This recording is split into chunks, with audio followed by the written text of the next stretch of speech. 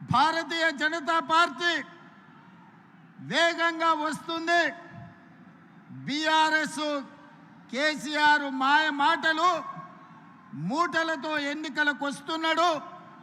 ఆ మాయ మాటలకు బీఆర్ఎస్ ఎన్నికల్లో పెట్టే మూటలను మీరు ఎట్లా తట్టుకొని ఎన్నికల్లో మీరు గెలుస్తారని నన్ను అడిగాను.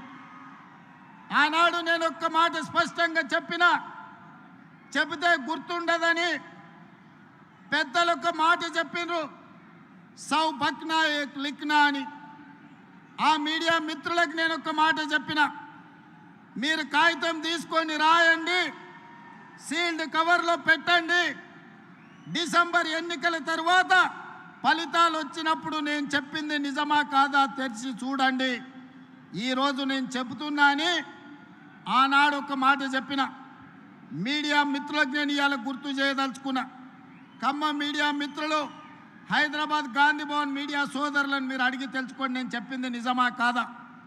ఆనాడు నేను ఒక మాట చెప్పిన, రాబోయే ఎన్నికల్లో ఖమ్మం సభ చూసిన తర్వాత కాంగ్రెస్ పార్టీకి 65 ఎమ్మెల్యేలు గెలుస్తారు, సిపిఐ పార్టీ 1 సీటు గెలుస్తుంది, బీజేపీ 8 నుంచి 9 సీట్లు గెలుస్తాయి, ఎంఐఎం 7 లేక 6 సీట్లు గెలుస్తాయి, మిగిలినవి మాత్రమే కేసీఆర్ భజన పరులు గెలుస్తారని నేను చెప్పిన.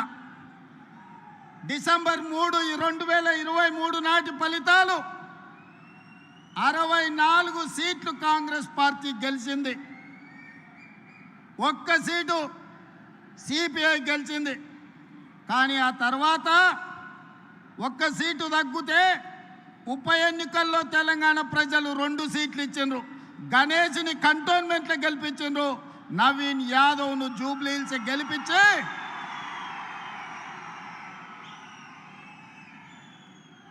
64 సీట్లను 66 సీట్లు చేశారు. ఆనాడు నేను చెప్పిన జోస్యం. ఆ తర్వాత పార్లమెంట్ ఎన్నికలు వచ్చినప్పుడు సూటిగా చేవెళ్ళ గడ్డ మీద నుంచి సవాలు విసిరిన, కేసీఆర్ రాసి పెట్టుకో, పార్లమెంట్ ఎన్నికల్లో నీకు గుండు సున్నా, నీకు పంగనామాలు పెట్టిస్తే తెలంగాణ ప్రజలతోనని. పార్లమెంట్ ఎన్నికల్లో చెప్పింది చేసినాం, బీఆర్ఎస్కు గుండు సున్నా ఇప్పించినాం తెలంగాణ ప్రజలతోటి. సర్పంచ్ ఎన్నికల్లో 2/3 మెజారిటీ గెలుస్తామని చెప్పినాం.